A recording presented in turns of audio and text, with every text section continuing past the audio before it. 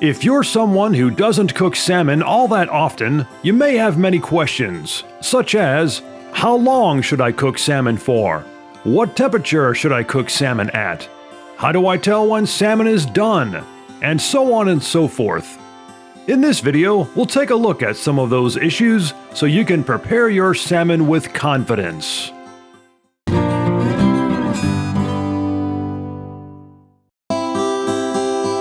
Over the years, I've seen many recipes and heard many cooking gurus talk about baking salmon at temperatures from 350 degrees Fahrenheit all the way up to 450 degrees.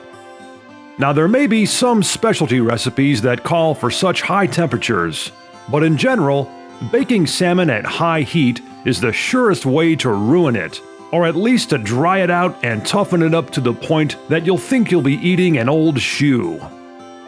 As a rule of thumb, anytime a recipe calls for baking salmon, I highly suggest doing so at temperatures of 250 degrees Fahrenheit. Again, baking at temperatures of 300 degrees or higher is a sure way to dry out your salmon.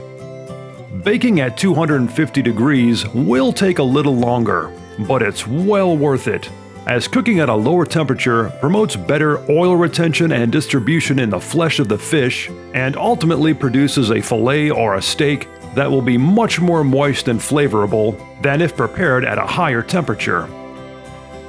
The cooking time for small to medium-sized fillets will be around 30 minutes when baked at 250, and for large fillets, it'll take around 40 minutes.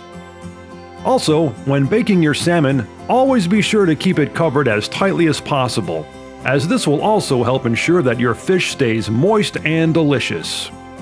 So there you have it, my friends. That's a quick salmon cooking tip that I hope will help you out.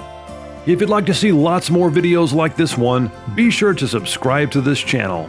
And check out the 3 Minutes Outdoors website at 3minutesoutdoors.com.